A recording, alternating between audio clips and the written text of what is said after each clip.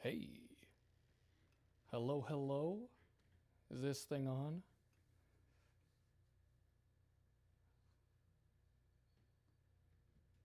I am now live streaming. Um, Sort of the first time I've doing this sort of thing, so let's see how this goes. Hello, Marshall Hamill. Let's see. I saw Ant-Man and the Wasp, Quantumania, earlier today, so I thought I'd do a bit of a stream to talk about it. Will this be an official video? I don't know, man. Depends what you mean by official. Hello, Spriteman.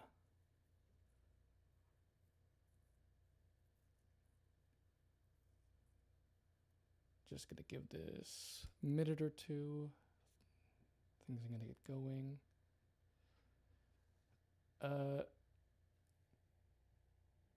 Yoram. Hulk from 2003.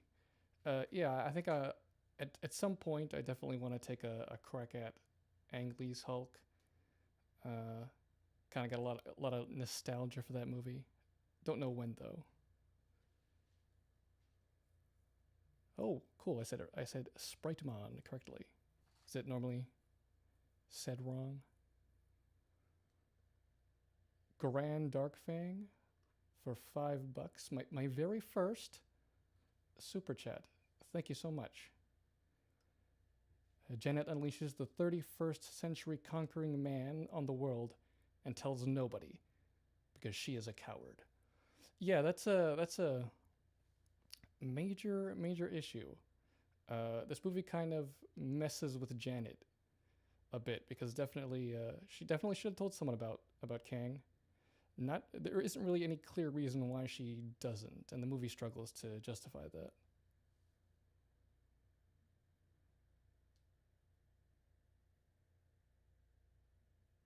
Yeah, Peter Parker's here. Um, yeah, Marvel's characters have sort of lost that. Well, you could say they lost their humanity a little bit. They're more characters of themselves. They're less fully fleshed out. Especially you see in this movie, there are some characters who are barely act like people. It's fucking weird.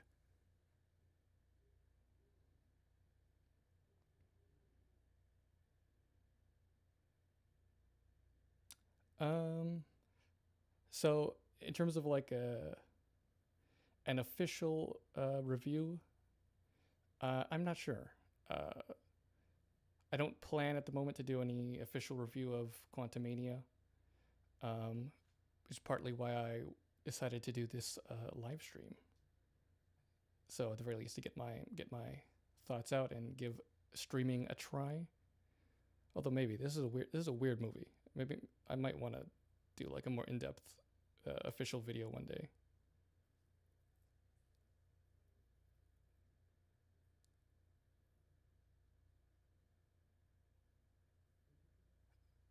Okay, so I've taken a bunch of notes on the movie, and I think we'll just start going through it scene by scene. So the movie starts. We start with a bit of a flashback to when Janet met Kang. Um, just sort of a teaser. We'll get into the more meat of that scene later. Then we cut to modern day. We get Scott Lang. He's sort of doing his thing. He's all happy. He wrote a book. Life is good.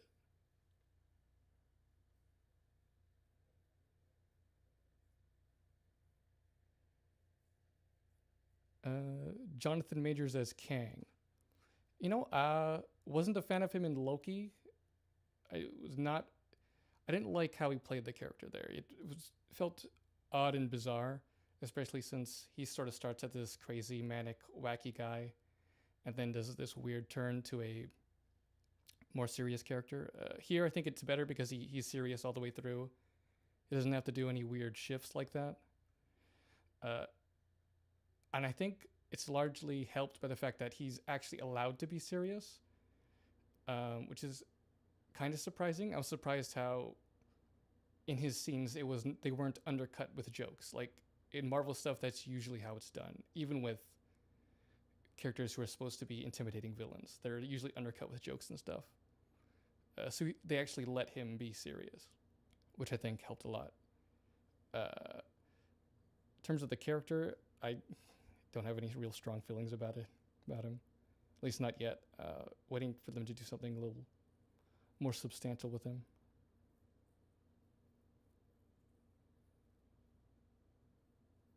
Okay, so we got Scott. He's all happy. Everything's going good. Life's great. We get this information about we learned that Hope has been like helping the world, helping it with housing and food and all sorts of things, and it seems to be using PIM tech, PIM particles and stuff like that. I'm assuming is the implication, which sort of raises a bunch of questions about how available are PIM particles now. It was a big plot point in the first Ant-Man that Hank did not want this stuff falling to the wrong hands. But now it seems like it's everywhere. Like it's so public knowledge, and everywhere that later when Cassie is getting out of jail, she just has like the cop car in her pocket. And the cop's just like, give it back, please. He's like mad. So it seems like the PIM particles are now a well-known thing and that are being used widely. So it sort of seems like it's now inevitable that someone's going to use that shit for nefarious purpose.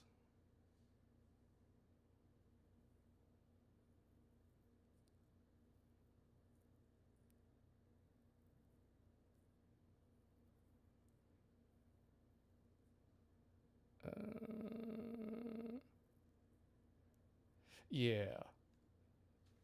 With an infinite number of Kangs, I can imagine that that's tricky to play, especially with that strange mid-credit scene where we've got like a bunch of Kangs.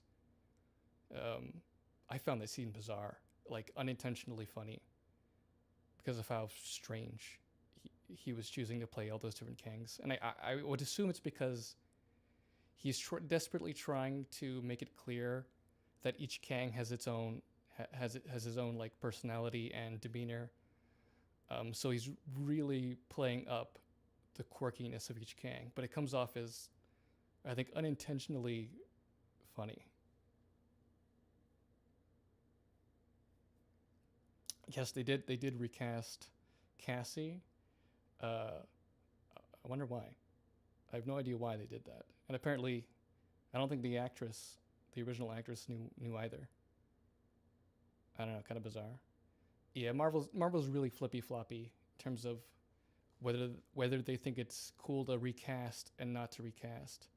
Like they didn't recast Black Panther because he passed away and they thought it'd be disrespectful, but apparently they're going to recast Ross in Thunderbolts, even though that actor passed away, and you would think, if they were consistent, that same logic would apply, but I don't know.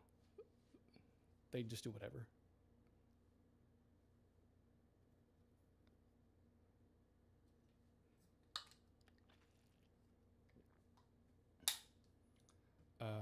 Okay, so Scott has to pick up Cassie from prison, or from jail rather, because she was protesting, and she got arrested. And this leads into this whole thing where Cassie is sort of telling Scott off because, like, hey, I'm actually out there helping people, trying to make a difference in the world. What have you been doing, huh? And it's sort of like basically accusing him of sitting on his ass and not doing anything helpful for the world, which is bizarre because, like, he just, it's unclear how long it's been since Endgame, but basically he just helped save the entire universe. And even in that little montage, he's saying like, you know, if the Avengers call, I'll be there. But apparently, he's not doing enough. Cassie's real mad at him. Uh, and apparently, he's been focusing on being a dad. At least that's what he says during that book reading. But that gets kind of confusing because immediately we see that Scott knows nothing about Cassie. Like, he's surprised that she was in jail, and then he learns that she's been in jail multiple times, and she's doing all these projects he's only just learning about. It's bizarre, so I don't know what the movie is saying exactly. Like, what has he even been doing?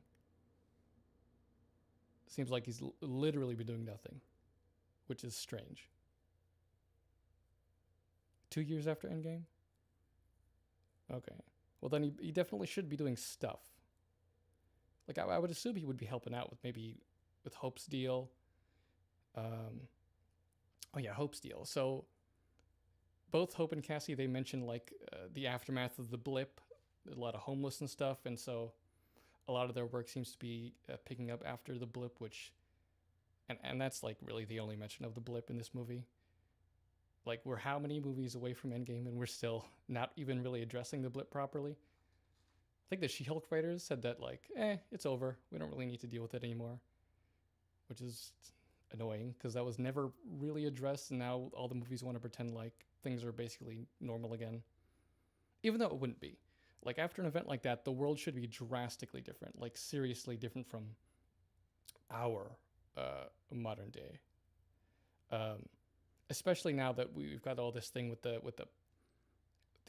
PIM tech being everywhere. Like, if shrinking tech is used for all sorts of things now, housing, food, whatnot, that also should drastically change the world that we see. Like, it should be very different. Like, the base sort of technology should be different. How things work should be different, you know.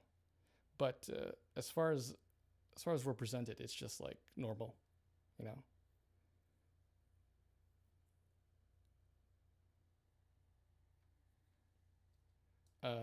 So we then get to the dinner scene. They're talking and stuff, and then they get to talking about they get talking about Cassie, Hope, and Hank apparently have been working on a little something something in the basement. And it's revealed that they have built a device to map out the quantum realm. And there's some lines here about how Cassie is like a genius now who built a Hubble telescope for the quantum realm in the basement or something, and how she like is now kind of an expert in quantum mechanics or something. Since when? Cassie was like a normal girl, and now she's like a super genius overnight. Like, that is bizarre. And it seems like it's only here to, I guess it's only here to set up the inciting incident to get them into the quantum realm. But that's bizarre. And I guess they wanted to, juice up the idea that she's doing stuff. She's making progress. She's doing things. Unlike Scott, who ain't doing nothing. So they're talking about it. She's explaining how it sends a signal down to the quantum realm. She explains it like a signal is sent down to the quantum realm and then it's sent back, which is bizarre to me. Like, it sounds like the way she describes it that there should be something down in the quantum realm sending it back, like another thing sending the signal back, but that can't possibly be how it works. I don't know. It's just some sci-fi talk to explain how it works. Janet freaks out. She's like, "What? It needs to be shut down now." She goes crazy, and they're like, "Why? Why are you going crazy? Why are you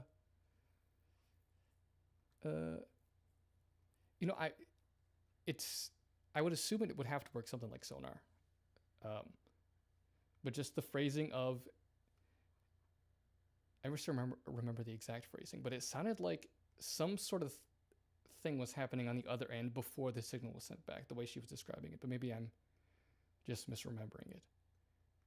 I would assume it'd have to be something just like, it bounces back and that gives them an idea about what's going on. But, I would assume it's something like that.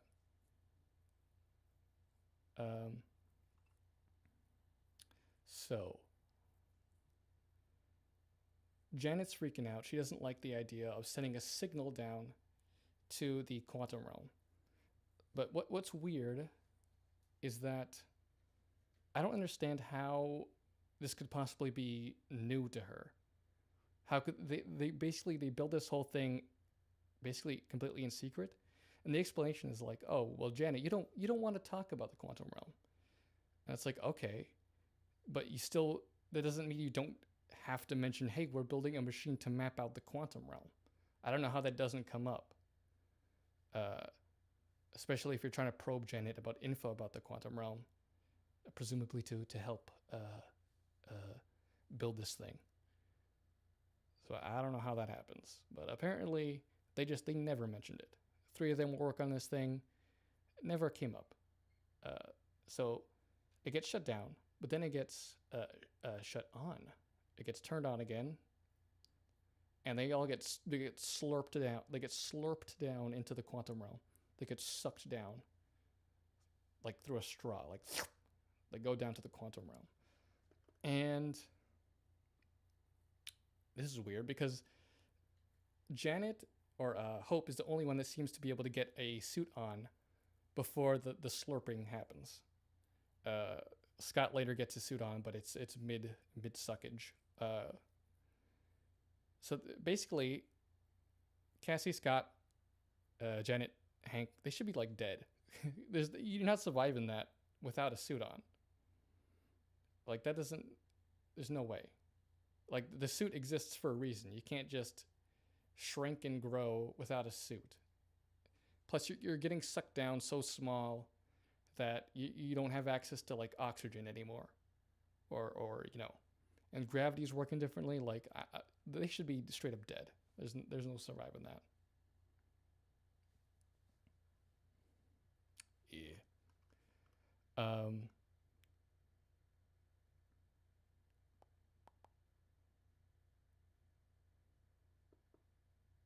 Oh, and they sort of lampshade this a little. Like Hank says later, like, "Oh, we should be like dead, but we're not."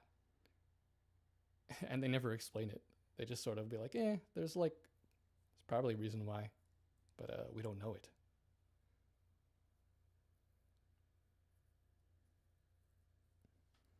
it. So they get separated. Scott and Cassie end up one place.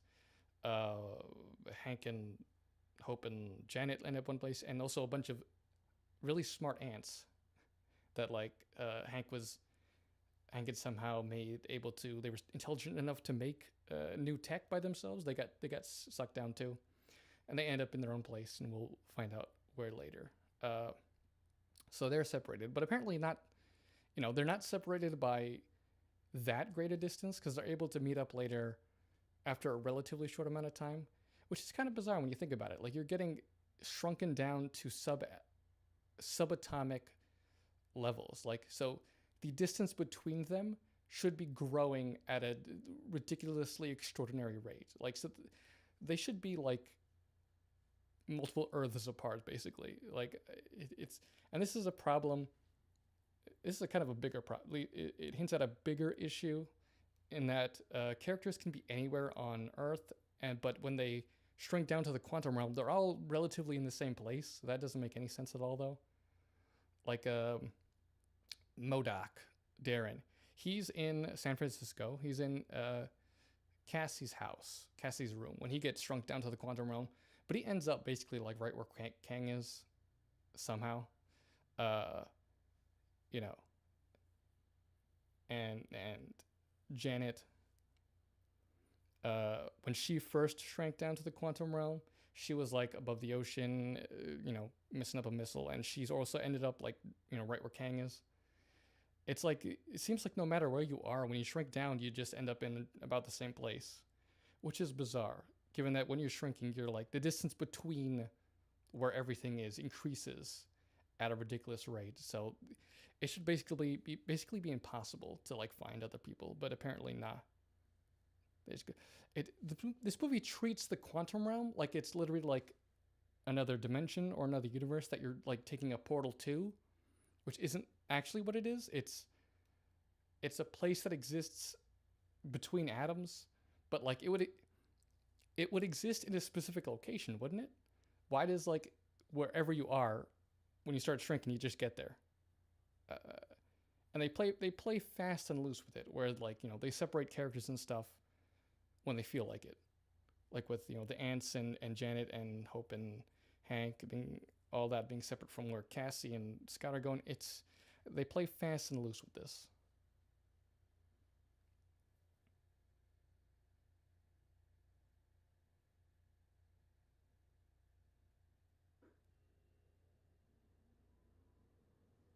So they go to the quantum realm, and apparently they discover there's this whole universe there. Basically, there's plants and animals and all kinds of crazy stuff.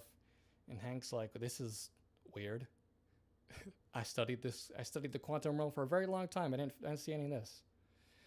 And there's a line about oh, it was hidden behind the what's it and the what's it and the thing is.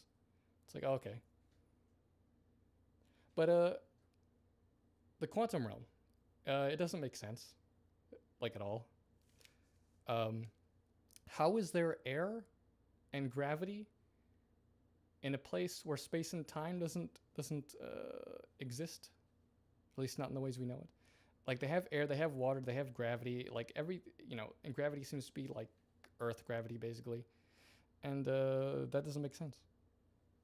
And this goes to the idea that they sort of twist the quantum realm to be like a universe or a dimension rather than the place between atoms.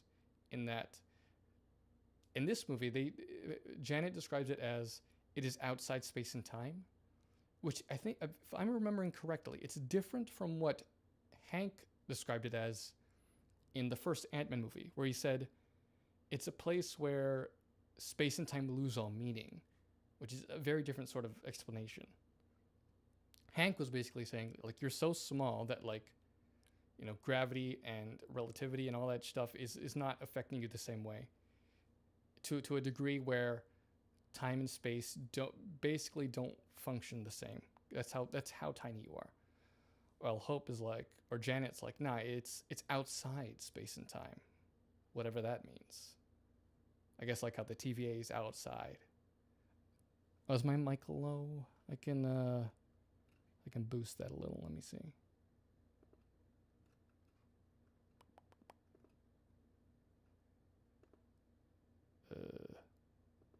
Wait, how do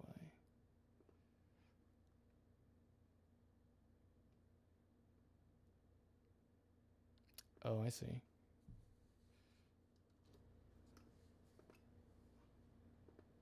Okay, how's that? Is that better? Can y'all hear me?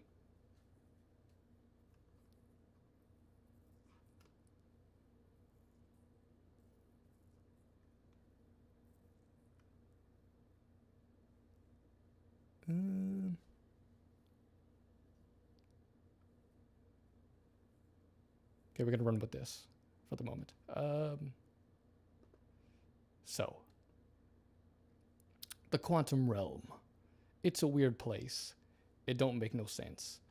Like, how can you have water when you're subatomic? Like, water is made of atoms. How do you have water? How do you have oxygen when you're subatomic? Still a little low. I can boost it some more. Boost. This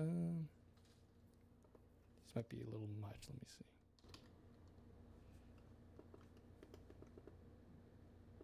Okay, there I am. Is that too much? Hopefully not. I boosted it, did it like double.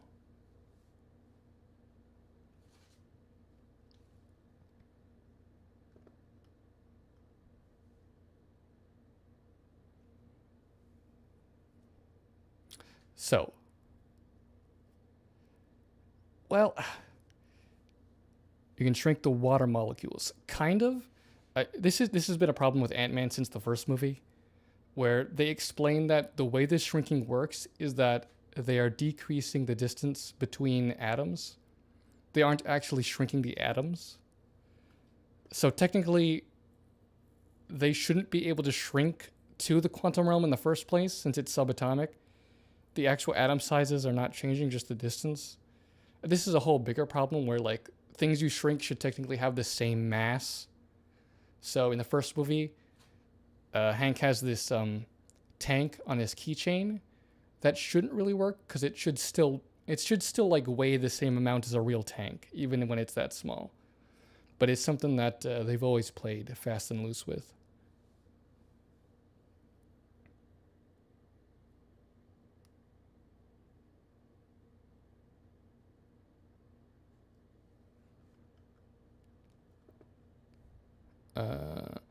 Okay, so Scott and Cassie they get taken by some freedom fighter some freedom fighters some freedom fighters. They capture them. They're like, who are these guys? And they make them drink the ooze, which then allows them to understand what everyone is saying in their alien, well, not really alien, but their alien languages. Which is peculiar because apparently it's an ooze that comes from a specific guy. I'm not sure if he alone supplies that to everyone in the quantum realm, or if he's like of a species that all sell their ooze to places so they can all understand each other. It's bizarre. Is it permanent too? Do you have to when you poop it out? Do you have to eat more? Do you have to drink some more ooze when you pee out the ooze, or is it like permanent? I don't know. So the freedom fighters, they capture them. They make them drink some ooze. And then we're cutting here between that and the other gang, where Janet is refusing to explain anything. I don't know why. She's not saying anything. She's refusing to explain what's going on. Because she's, I don't know, mysterious, I guess. I don't know. She finds some guy who apparently was an old friend of hers. They do this weird thing where she stabs him, and he's like, "That's cool. I like that." And so they get a ride. I don't know. It's a weird alien thing, I guess. They fly to a bar, like a space bar. And when they get there, Hank comments, he says something along the lines of, that this universe that exists here is sort of changes everything we thought we knew about physics and evolution, and he's right. That's because there are there's not only is there intelligent life here, there's intelligent humanoid life. They look exactly like humans, even though they're not humans. It's a weird thing. They deliberately call out this distinction. Bill Murray says I basically look human, but I'm not actually human. That raises a lot of questions. Why are there humans? Why are there human-like creatures in the quantum realm? Why are there so many? There's a diversity of all these alien creatures and stuff. And I'm wondering how that came to be. That they all evolve separately? That they all evolve together? How does this ecosystem work? Is it like normal evolution? Does it work differently in the quantum realm? It's bizarre, but this idea that this fundamentally changes our understanding of the universe, that just basically that gets dropped. They don't talk about it again. They're like, that's cool. Yeah, Bill Murray's in one scene and then he's gone. It's a strange choice. It reminds me a little of Jeff Goldblum in Ragnarok, although he's he's a character throughout. It'd be like if the Grandmaster was in one scene and then disappeared. It's weird. I don't know why Bill Murray's here. Maybe he wanted to be in a Marvel movie. I don't know.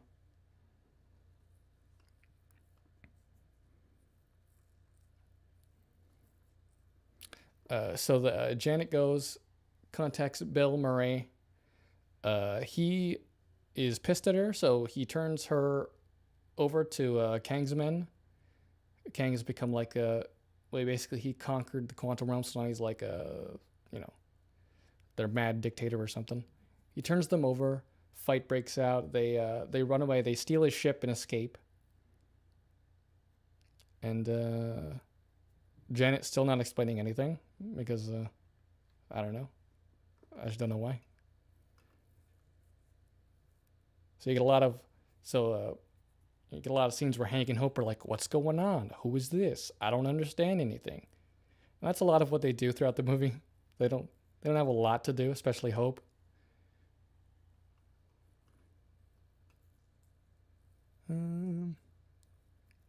Okay, and then we get to back to the Freedom Fighter, back to the Freedom Fighters. Scott is like, "Hey, we need to leave. We need to get out of here." Cassie's like, "We should help them." And Scott, very smartly, he says like, "Hey, we don't know anything about these people or what's going on here. Like, we have no knowledge of who they are, what they're fighting for, or any of this. So maybe we should focus on like getting home, getting to safety, because like a million years might be passing on Earth while we're here. Who knows? We don't know." But it's another moment where Cassie is, all high and mighty and like, "Hey, you just don't want to help them because you're a jerk," which is weird. Especially because when the fighting breaks out, Scott definitely at a moment is like, "Okay, I'm gonna try and help these people." So I'm getting mixed signals about what exactly the movie is trying to say. Is Scott in the wrong or is he in the right? Because we get characters like Cassie, they keep saying he's not doing enough. He's not actually helping people, but then he does. He is helping people, and he always says he wants to help people. So is Cassie supposed to be wrong? If that's the case, is she learning a lesson? It's unclear to me what's happening there. Scott basically remains static throughout the movie. Like there isn't really an arc, even though there's sort of a setup for an arc, but an arc doesn't happen. He just like remains the same.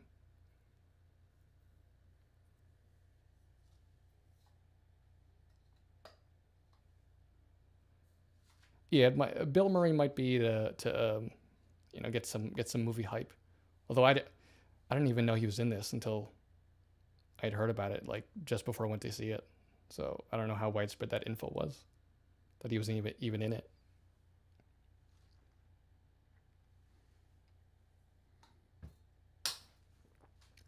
Okay. So the fighting breaks out, and Cassie, who has a suit, apparently Hank gave her a fucking suit. I don't know why. They make a big deal in the first movie about how he really doesn't want Hope to don a suit because it's extremely dangerous and he's worried about her safety. Also, apparently, this is a detail that's in the first Ant-Man movie that sort of is dropped even by the second one, where Hank can't don the suit because it's apparently taken a toll on his body, which is weird. So the idea is he can't don the Ant-Man suit. Hank can't because it's taken a toll on his body. He's used it too much. So I guess I'm assuming he'll die if he does it. But then you get to the second movie where he's the one to enter the quantum realm, to shrink down to the quantum realm to save Janet. So I guess the whole can't shrink thing is not a thing anymore. Even though the first movie was like, "Hey, you can't shrink anymore. I can't shrink anymore. It's taken a toll on my body." But apparently by the second movie, that's not really a thing anymore. Where was I going with that? Oh. So it's weird for Hank to give Cassie a suit because it's dangerous, as well as like, it apparently does take a physical toll on the body to use that. So to give that to an irresponsible teen who's like stealing cop cars and shit, seems very irresponsible, and not really like something Hank would do. It's bizarre. Uh, okay, so Cassie has a suit, so she runs in to start helping people, but she's rusty, or not rusty. What am I talking? She's a newbie, so she doesn't. She's struggling to fight super well. And Scott comes in to try and teach her a little, like, hey, this is how you do it. Um, which is actually that's kind of neat. This is not what happened in She-Hulk, where She-Hulk was immediately better at Hulk at everything. Cassie actually has some stuff to learn from Scott. So it's kind of a little refreshing, a little against what the trend has been lately.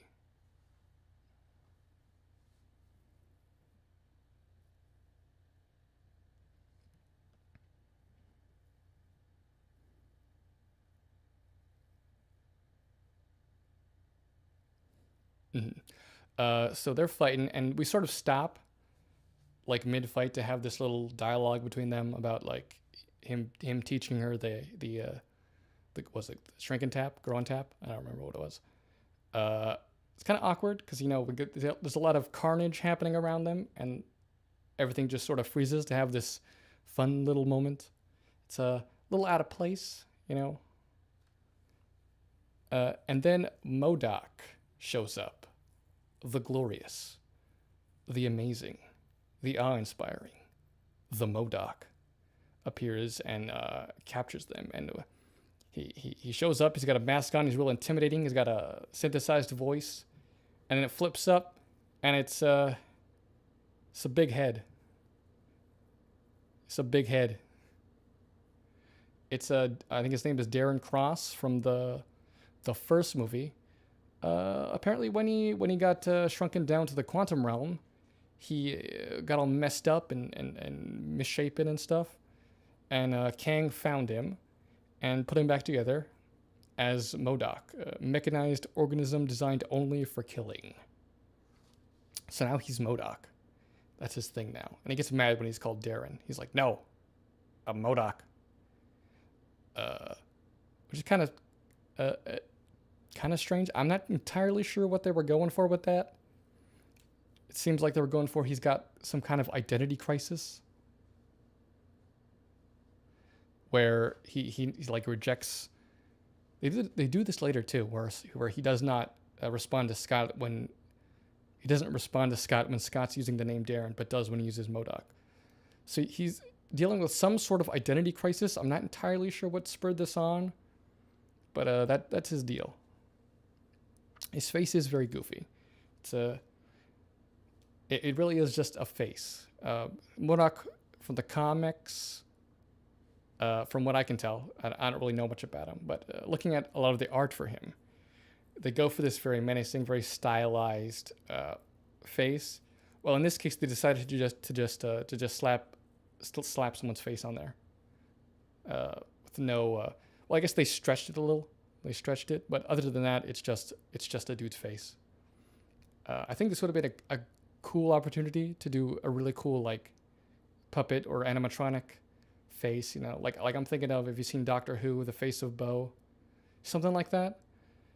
Could have looked really cool, but I guess they wanted it to be identifiable as the guy. And I don't think it's entirely just that they like recorded his face and then put it like in this CG suit thing, but I think because in some scenes it looks like his face is actually CG. So I'm wondering if they did like scans and shit of his face and then made it entirely CG face to look like his face and just had him do the voice, or maybe that was the case for some scenes, because some scenes it looks like it's a CG face.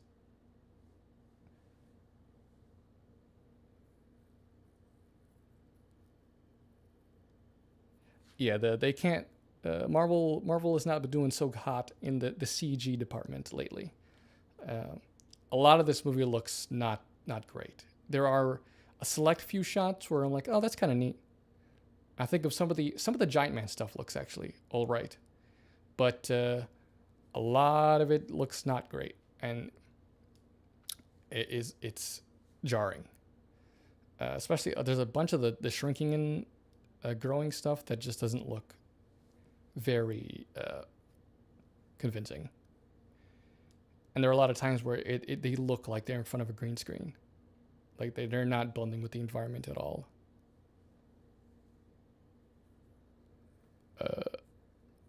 So Morak captures Scott and Cassie.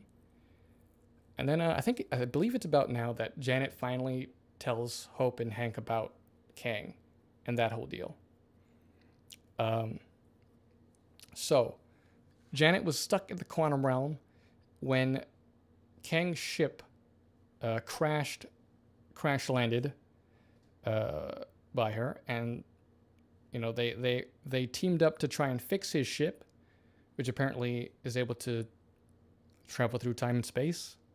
So they get to work. They need to fix the core. Eventually, the core is fixed. They get that thing going. They stick it in the ship, and apparently the ship is sort of connected to Kang's mind, so that allows Janet to see to his memories. She sees him like destroying universes and crazy shit, and she's like, "Oh, he's evil. That's not good." So she messes up the core. She like makes it really big and messed up, and she runs away. And apparently after that, he sort of gained prominence in the quantum realm. He like conquered it and became its ruler. And at some point, then she was a freedom fighter for a while, and then Hank showed up and rescued her, and she bounced. So this does a lot of damage to her character. Like she straight up just abandoned these people to Kang. She's like, see ya, suckers. I got my ride out. Peace. And then she didn't tell anyone about Kang at all, even though this dude like destroys universes and shit. Like, it's kind of crazy to think that like at the same time the Avengers were fighting Thanos at the end of Endgame to save the universe, Janet knew about a guy who threatened the entire multiverse and didn't tell anyone. Like, what the fuck?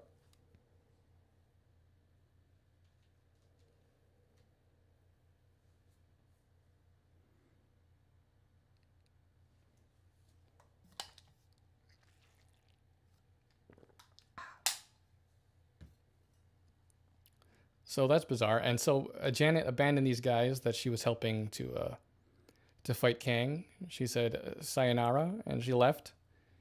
And that's really shitty. And I think this is a result of, I think very clearly, none of this was planned from Ant-Man or Ant-Man 2. I think very clearly this was never meant to be her backstory. So now they've got to sort of retroactively justify why Janet never mentioned any of this. And by doing so, they've sort of made her kind of a shitty person. And it's like, it's not good.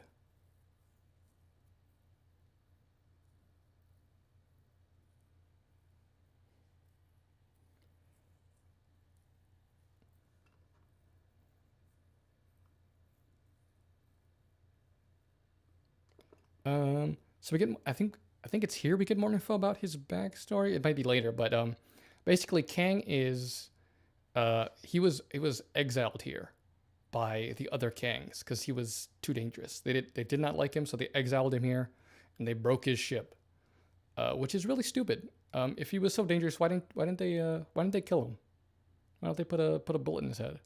Just kill him. Why did they exile him with his ship? I mean, they damaged it, but they also left it in. It was damaged but repairable. It was repairable where they put him. Kind of seems like it was only a matter of time before he got back.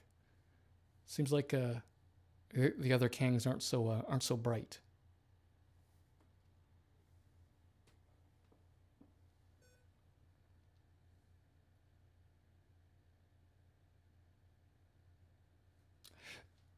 Yeah, so yeah, Kang does seem pretty weak in the movie. especially when you've got this weird case where later we learn that Kang, what he needs is Pym particles, so he can shrink back the core and get that shit. Um, for some reason, you've got this guy who like can make a ship to traverse all of time and space, and it has the capability of annihilating whole universes. But Pym particles, you can't quite crack that. That's a little too hard for him. It's a little weak to try and get this story going, and especially strange because he's got MODOK. Here's the whole thing: he's got MODOK, who's Darren from the first movie. Darren himself was able to create a Pym particle formula, so it's like, why doesn't he just get that shit from MODOK? And you might say, well, MODOK, Darren, he was a business guy. He didn't actually know anything about how, the science worked. But apparently he knew enough to be able to shrink down all our characters into the quantum realm. He was able to create a sucking machine to slurp them down. So apparently he could do that. But apparently that wasn't good enough for what Kang was looking for. It's not clear why.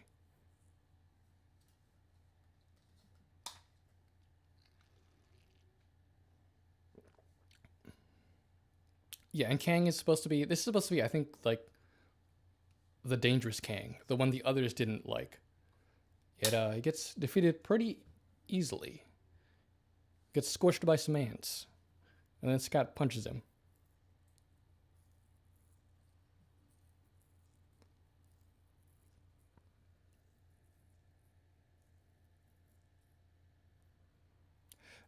Sorry, folky, but this is a spoiler stream, so we're gonna be talking spoilers here. I'm already like halfway through the movie, maybe.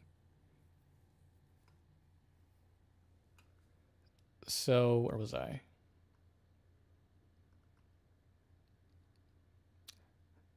Cassie and Scott are taken to Kang.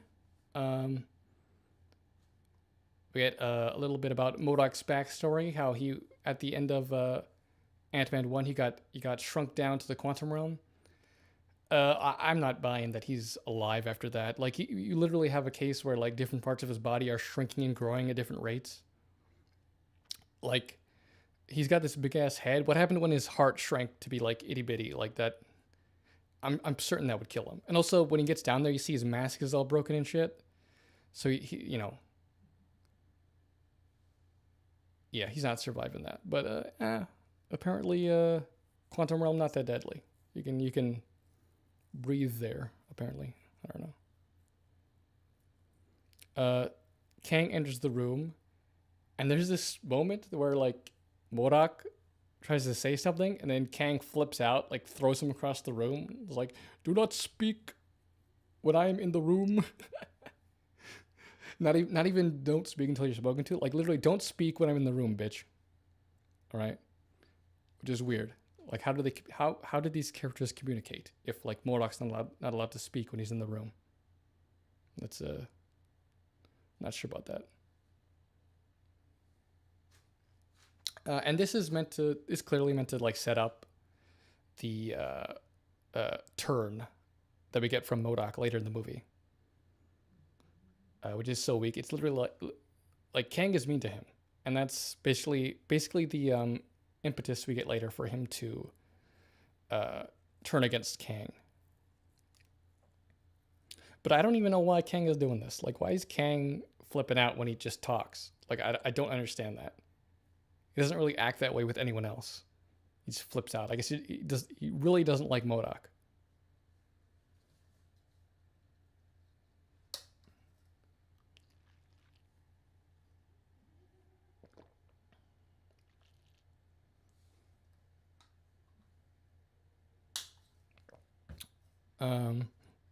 So Kang makes a proposition to Scott. He's like,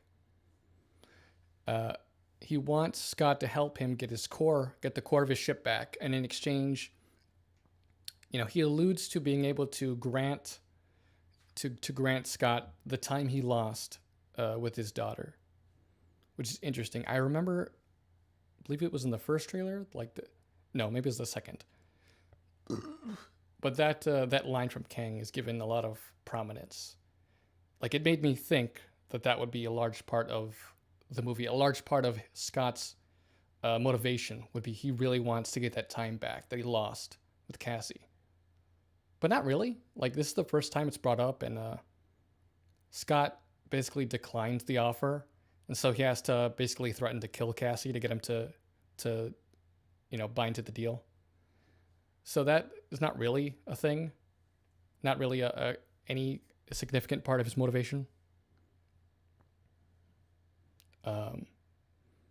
Which is weird because it at first it seemed it was like a parallel to what was happening with Janet in the flashback, where Kang was promising her to the lost time with her daughter, and that was a big deal. But he offers the same to Scott, and Scott's like, nah, pass.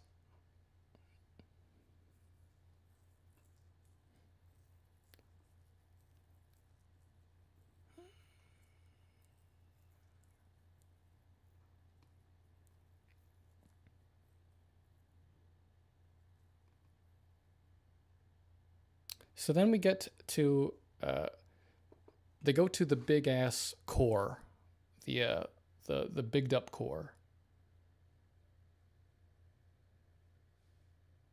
And they want Scott to enter it and like shrink it down.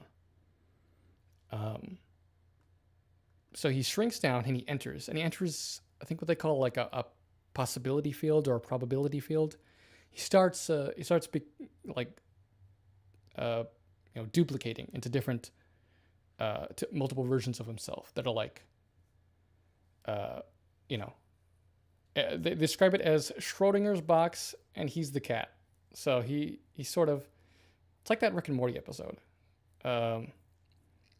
where the character starts splitting up into possibilities, probabilities, or and whatnot. So that starts happening, and I'm a little. They play fast and loose with this. For some reason, the comm device that Scott is using to talk to MODOK, that is for some reason that's not duplicated. Like he's still, the original is still the only one that can talk to MODOK, which is like that. That's kind of weird. Like why don't the other ones have that ability? Like everything about them seems like they're identical. So why wouldn't the comm and the suit be identical? And I just it seemed kind of strange because the other Scotts were acting like noticeably different from the main Scott. Like the movie really wanted you to know which Scott was like the main Scott. So the others act kind of strange. I don't know how to describe it exactly, but a little more maybe goofy.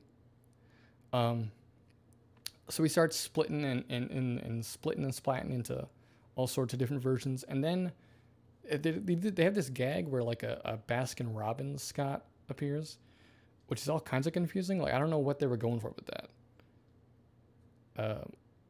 Because the generation of all these different possible Scotts happened when he entered the possibility field.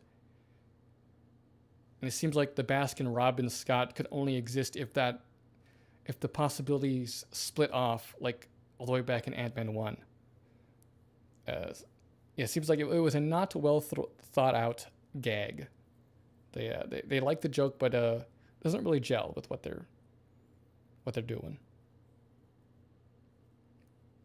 Craziness occurs.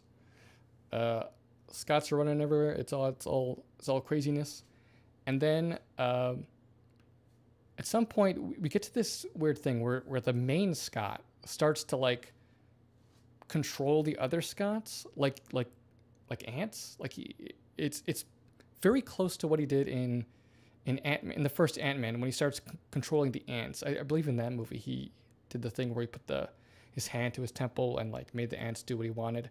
He does that here, and it's almost like all the Scots now are behaving like those ants and like helping him out. I don't know why.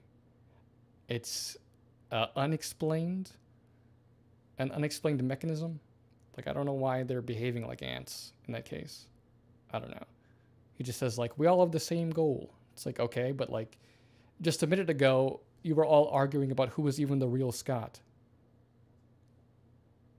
So how have they all agreed to let you be the one to climb the big tower of Scots if they can't even agree which one is the main Scot? I don't know.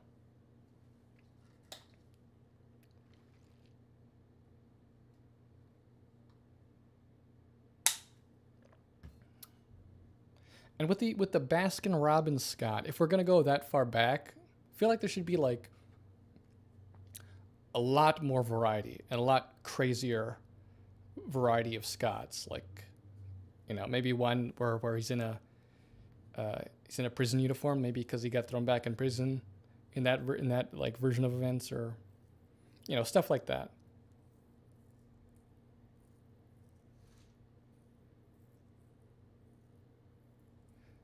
So big tower of Scots. He's climbing to get to the core.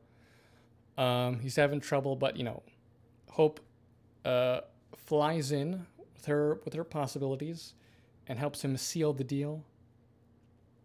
I think once they seal the deal, I guess the probability field goes away because they all of the all of the probabilities get slurped back into the main ones. And so the core shrinks back down. So they've got that now. So Janet shows up too. All of them are reunited. Then Kang shows up and he takes the core. And Scott's like, okay, you know, a deal's a deal. Where's my daughter? And Kang basically is like, fuck you. He basically says, fuck you. And I don't know why. Like, why doesn't Kang return Cassie? He has no use of her. So I don't know why. Like, why does he decide to do that? I have no idea why he does that. It's because he's a mean guy? He's mean? He likes to be mean? There really is no reason for him to do that. And it kind of, I think, causes the rest of the plot to happen. Because if he returns Cassie in that moment, I think there's a possibility that they just fuck off. Or maybe not, because Kang has the core now, and that's a big deal, that they now have to stop him. So I guess the climax where the all-out battle happens, I guess it would have happened a lot sooner. It would have happened now. I don't know. I don't know what Kang's motivation is.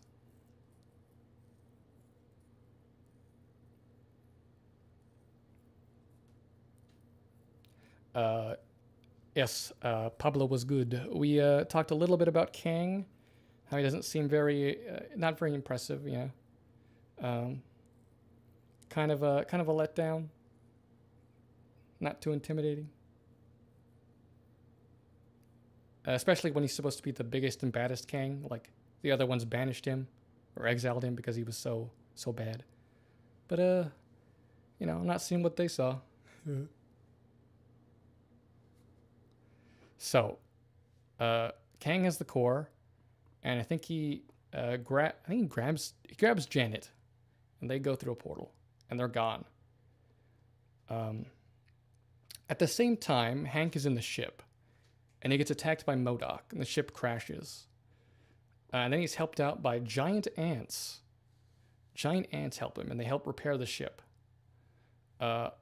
So we learned that the smart ants that got slurped into the quantum realm, they experienced some time dilation, and you know, they created a super advanced, over like I guess hundreds of years or maybe thousands, created a super advanced ant society, capable of doing ridiculous, incredible feats of engineering and stuff like that. That's a little convenient, especially since like the other characters, it didn't experience any time dilation. Like that was lucky. Super lucky that like Scott and Cassie didn't age 1,000 years separate from the rest of them. Like super convenient that didn't happen. So, and also convenient that they experienced time dilation, but weren't too far away. Like they were close enough that they could actually get to Hank and the gang when they landed. Not even sure. we only get that one throwaway line about the time dilation. And that's a common issue I have with the quantum realm, in that they're constantly saying like time works differently here, but rarely does it actually. Like Janet was stuck in there for 30 years, and she was literally there for 30 years. She aged 30 years or whatever. I don't know.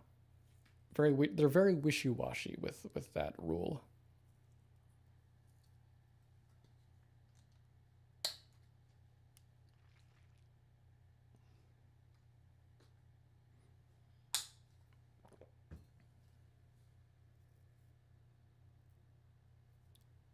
Atlantis Kraz. Yeah, you may be right about that. Maybe he decided to keep Cassie as a threat so that they definitely wouldn't try to interfere. That might be the case.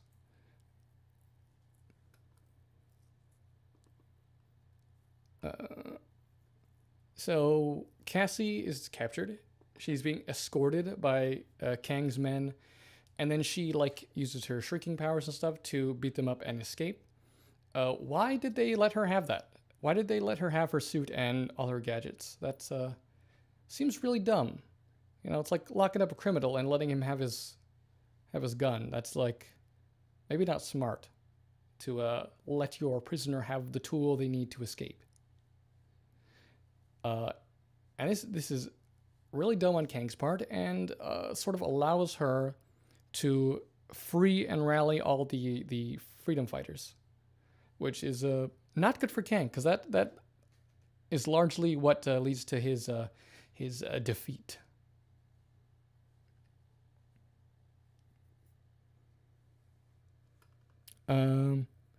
She breaks out the warrior lady. I think she's probably the leader of the freedom fighters. This warrior lady is kind of is a nothing of a character. Like, she really doesn't. I don't know. Not impressed by her. They have this moment where like there's a guard that Cassie has beaten up, and he's very groggy, and he's like sort of standing up, and then the warrior lady, like kicks him in the face, and there's this moment where Cassie's like, "Oh my god, she's so cool," and I'm like, that's not very cool. Like, the dude was basically down already, and she kicked him in the face. So like didn't take any great skill or effort to do that. Why is she super cool for doing that? I don't know. So it seems like you're telling me you want me to think she's cool, even though you haven't shown me that she's cool.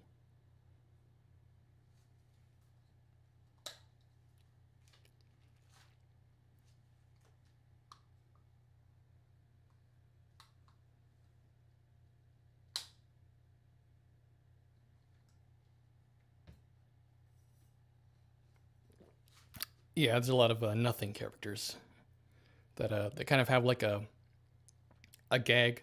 Like, a lot of the freedom fighters, they have like a joke, like a gag, like the one jelly looking guy is obsessed with holes or something. That's like his thing. I don't even want to call it a character trait, because that's not really a character trait. It's just a thing. Just a thing. And the guy who can read minds, who like doesn't like reading minds, that's his one thing.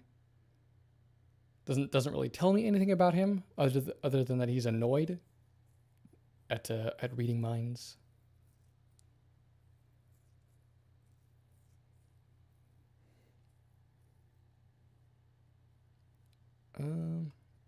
So Kang has his core back, and he is gearing up to get out of the quantum realm, and he's gonna take his whole thing, his whole big ass citadel thing, and his all his army, all his men. He's gonna go out there and conquer some shit. Excuse me.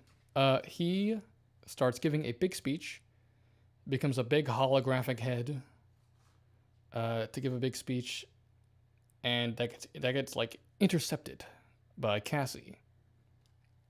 She like gives a heartfelt speech, which rallies all the peoples to rise up and destroy Kang.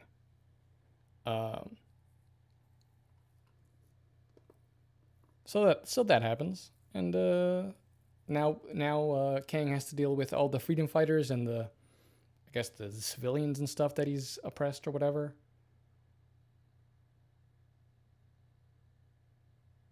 Um,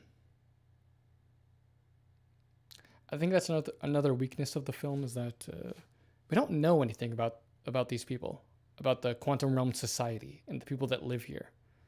Even though there's a core part of the movie is like the freedom fighters and the rising up under to overthrow Kang and his oppression, but we don't know anything about these guys.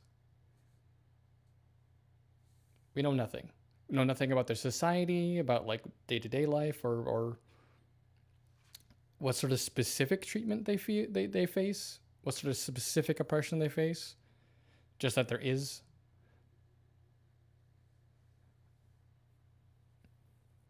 Retro Boomer, that's a good question. If he has no holes, how did they get the goo out? That's a good question.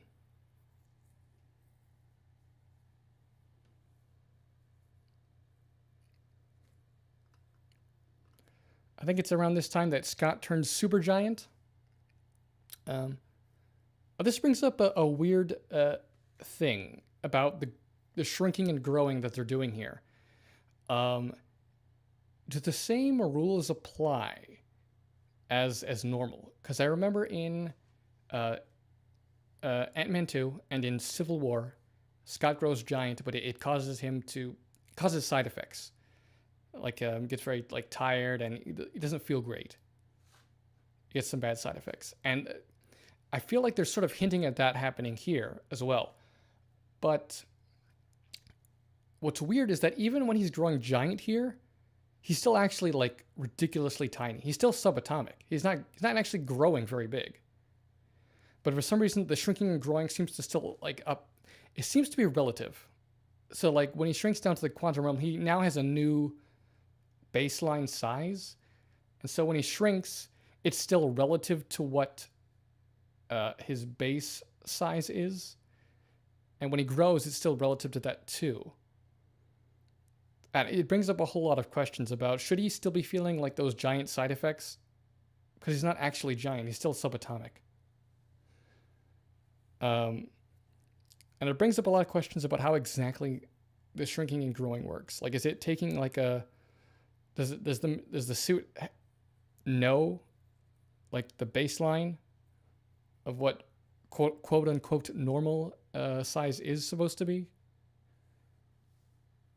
and then just shrinks and grows him relative to that? I don't know. It's bizarre. So he grows super giant, super mega giant, relatively. And he and all the freedom fighters start attacking. Attack Kang's army and stuff. And, Super Giant Man's messing up the Citadel thing. And then we get a fight between MODOK and Cassie. And here we get the core of MODOK's character. We get to know the man behind the face. Cassie's like, "Don't be a dick," and he's like, "I can't. I am a dick." She's like, "It's never too late to stop being a dick." And apparently that's enough to like completely change his whole thing, his whole character. That's his character arc. He stops being a dick. Because later when we see him, he sacrifices himself to help them beat Kang. So I guess him being mistreated by Kang and like Cassie telling him to not be a dick is apparently that's everything he needs to become a good guy, I guess. It's a joke, but it actually is like that is literally what's happening in universe. That's his character arc, but it's also a joke simultaneously.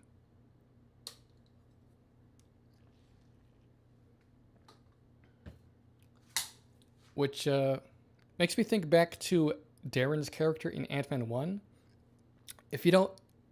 If you've forgotten, there's this whole component about him in that movie where he's literally insane. As in the experiments to try and recreate the Pym particles, Like they say that that's literally affecting his brain chemistry and making him insane. And I don't know what I don't know what this movie thinks about that. Like, is he acting so fucking weird because he's literally insane?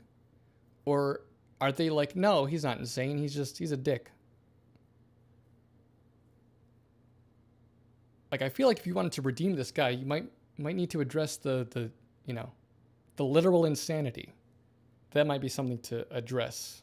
Maybe with some science, I don't know. So he's contemplating, should I be a dick or should I not be a dick? That's his deal.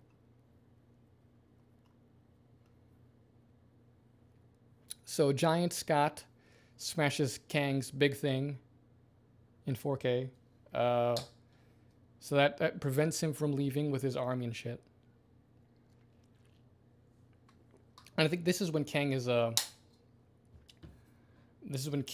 all pissed off and he just goes out to Merc to just blast the freedom fighters himself, like one by one. Because I guess, I don't know, he seems like he's just mad. He wants to take out his anger on these guys. So he just kills them.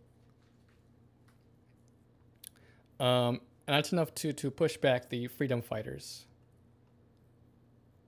And this is when Hank shows up again with all of the super intelligent ants. And they just pour in as a wave of soldier ants, and forces Kang to hide behind a force field. The mighty, most dangerous of the Kangs can't face ants. Some really big ants. They're too much for him. Deus Ex ants. And this is when MODOK sacrifices himself. He fucks up Kang's force field, allowing the ants to overrun him, and that in turn that fucks up MODOK's whole deal. And he has a fucking weird ass death. Like it's fucking perplexing. Because it's played off as a joke, but it's a joke that goes really far. Like he starts saying some weird ass shit, like, Scott, you were always a brother to me, and I'm glad I could die as an Avenger. He starts saying some weird shit, and me in the theater, I'm like, I don't know how to feel about this. I kind of feel bad for this guy because it's clearly not well, but this is also being played off as a joke. And I gotta say, at the end of the day, I can't say for certain what they were going for with this guy. Did they want him to just be a joke? But then why give him this weird character arc? I don't know. I don't know what they were intending to do exactly. And whatever it was they were intending to do, I think it's safe to say they failed. So MODOK dies, and it's a joke. Character dies, and it's, I guess, funny.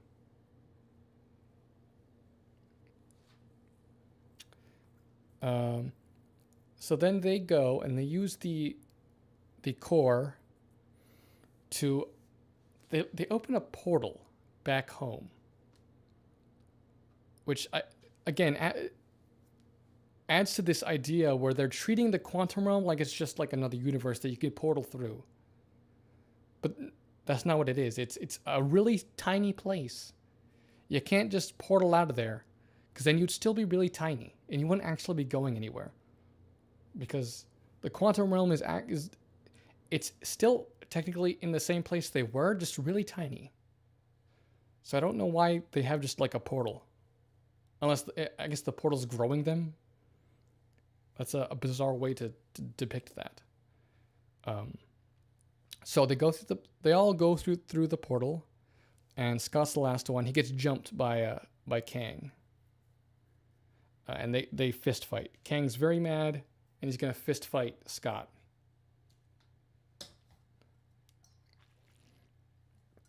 And during their fight, Scott does the heroic thing where he sabotages the core with the understanding that would trap him there, along with Kang. But he does it anyway. because he's a cool guy. And when he does that, Kang makes a run for the portal to get through before it's too late. And Hope jumps through at that moment and prevents it from going through. Very lucky, as they can't actually see through the portal, so I guess she just was extremely lucky to jump in at that exact moment. So they defeat Kang, but the portal closes, and Scott and Hope are trapped in the quantum realm. Except they're not, because Cassie immediately figures out how to reopen the portal from her end. I don't know how, since it seemed like it required the core, which they sabotaged. So I don't know how she could just open it again.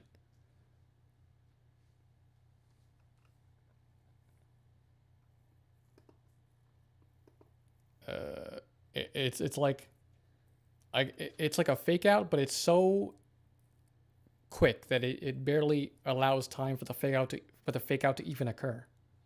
It's like they're trapped. Oh no, they're not. Never mind. I'll be right back.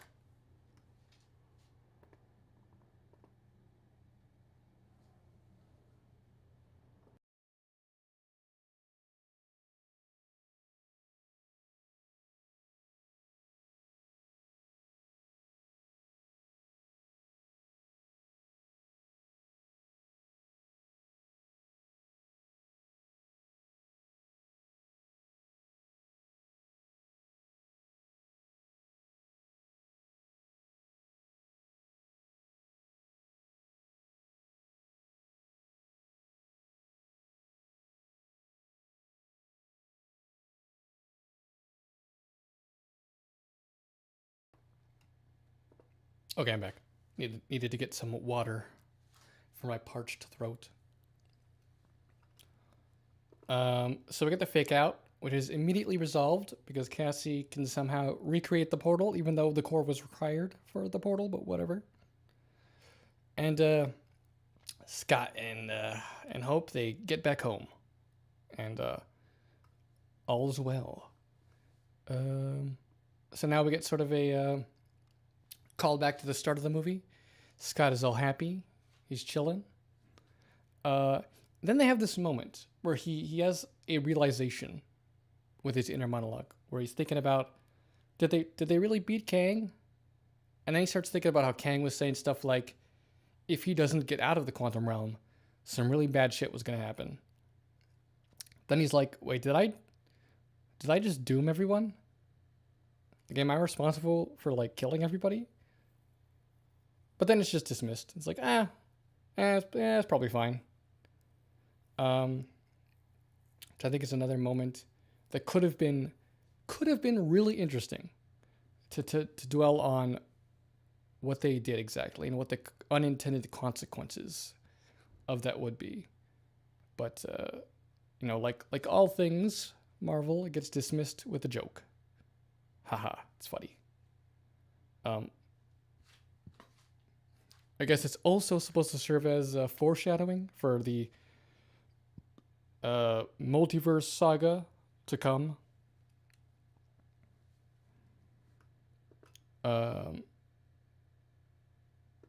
Yeah, so a potentially interesting moment of introspection dashed. And so we have Scott at the end of the movie, basically the same as what he was at the start of the movie. Like there isn't really any change. Like he's exactly the same, and it's unclear if that's what the intention was with the movies, given how much shit they were giving him at the beginning for, apparently not helping enough.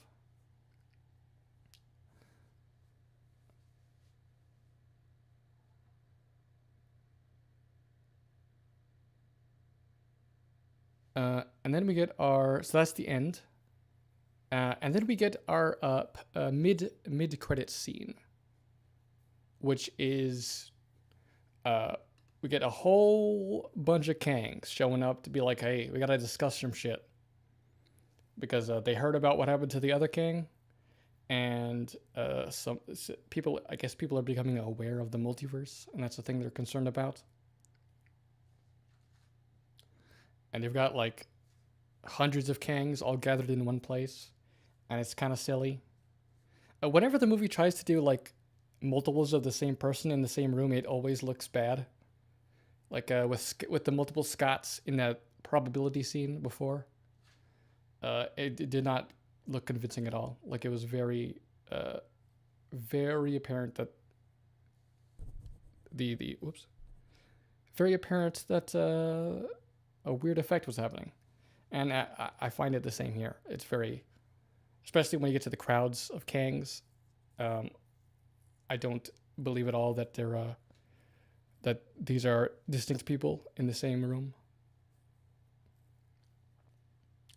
And we get some overacting.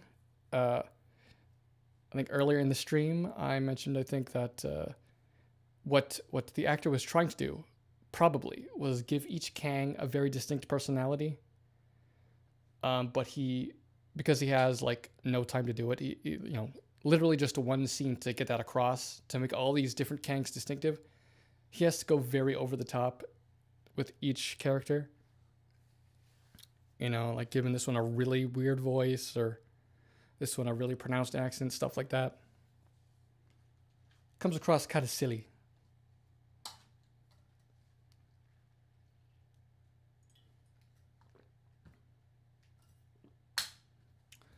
And so that scene is supposed to be like, hey, multiverse, Kang, stuff's happening, stuff's coming. And then we get to the post-credit scene, which seems to be a little sneak peek at Loki season 2. They're in this weird like old timies, like early 20th century sort of situation going on. And there's a version of Kang on a stage. I think he's got like a goofy mustache.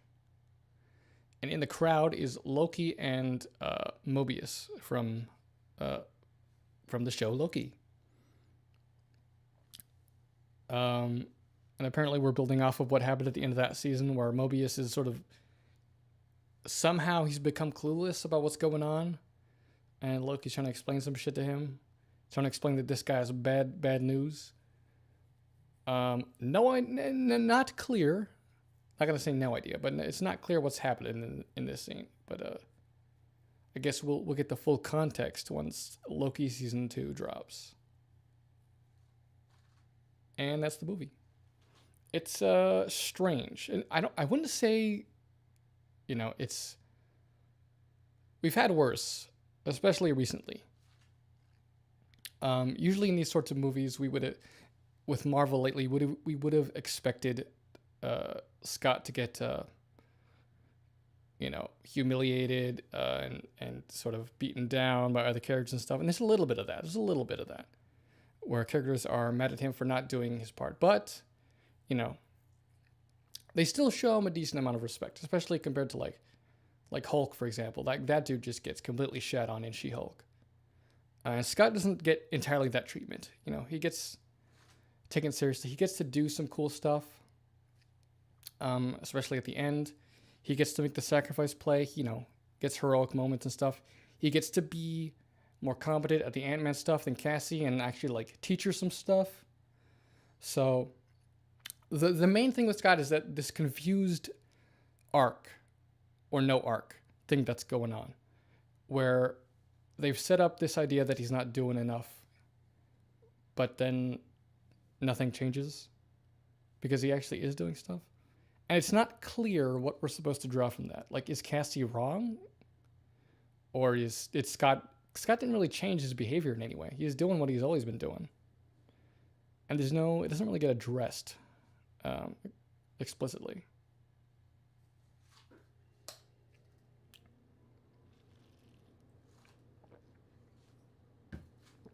Oh yes, the time travel is bad. In Loki, in Endgame too, it's not very good. It's yeah, they don't know what they're doing with time travel, and they seem to be making up the rules as they go along, which is very annoying because that affects every part of the MCU.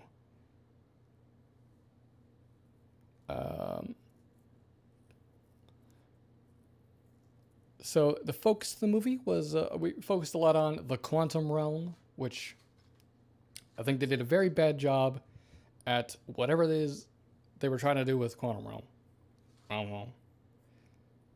So they tried to turn it very clearly. The quantum realm was not meant to be this when it was introduced in Ant-Man and even Ant-Man 2. It was not supposed to be this. Like it was the vastness between atoms in this unbelievably tiny space where wonky things happen to space and time because that's just how physics works. And they've retroactively turned it into another universe. And it doesn't behave in any unique way that couldn't just be explained as it's another universe, you know. So it might as well have just been another universe. Like, there really was no reason to make this the quantum realm. It could have just been, you know, Earth 353 or whatever. And they have damaged Janet's character by doing this. Because now, suddenly, she had all this knowledge about a huge threat and a lot of people in desperate need, and she said nothing about it. Which is that's really shitty.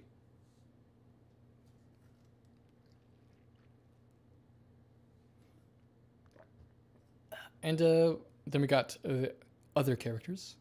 Hope and Hank don't really do anything in the movie.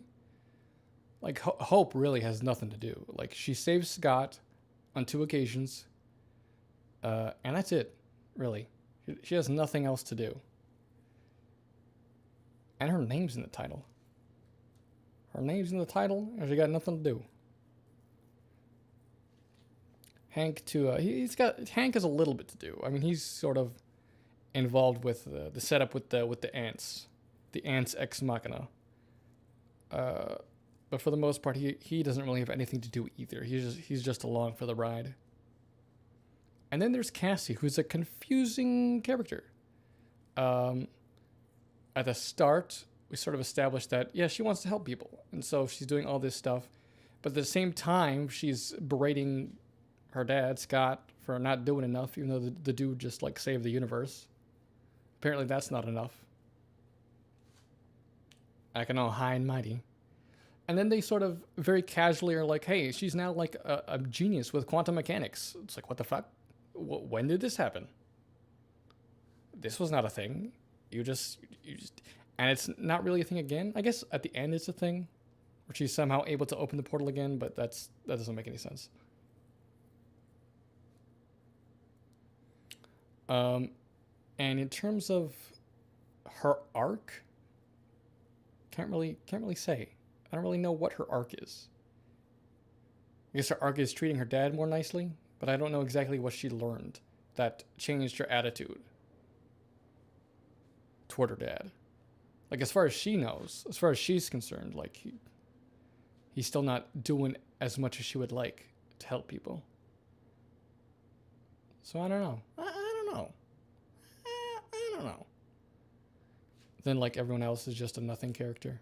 They have no real personality. They have, like, a gag, and that's it. And then there's MODOK. Oh my god, poor MODOK. I don't even know what they were trying to do with that guy.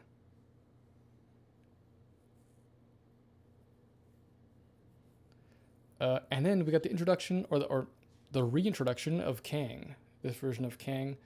It's not very impressive, really. Gets beat by a bunch of ants and then loses in a fist fight with Scott. But apparently this was the Kang they were afraid of. The other Kangs were afraid of. So maybe the next Kang will be better, hopefully.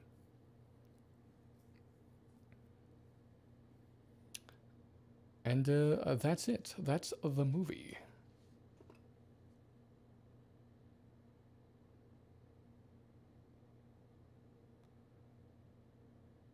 I don't think I have really much more to say. So I'm going to start winding down.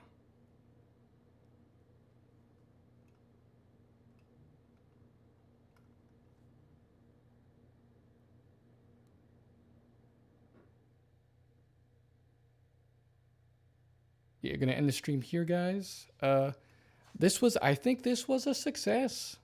My first true stream. I think it went well. I didn't die. That's good. And yeah. So thank you all for coming to my stream.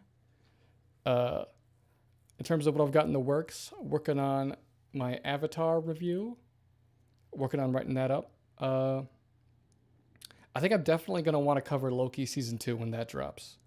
I don't know when exactly. I think I heard sometime in the summer, whenever that's going to be. Definitely going to want to review that show as that's coming out.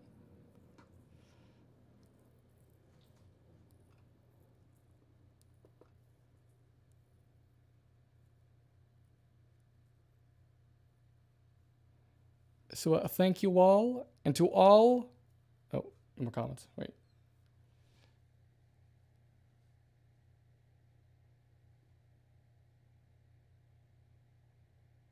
Oh, yeah, the helmet thing. I didn't mention that. Yeah, that's getting really annoying. Like, especially when you're in an unknown place like the quantum realm. Like, it's not a good idea to keep, ripping your helmet off. It's so dumb. But I would assume that they have this desire to show the actors' faces all the time, and that's really annoying.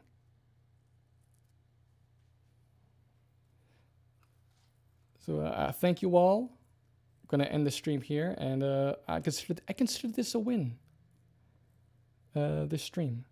Thank you all.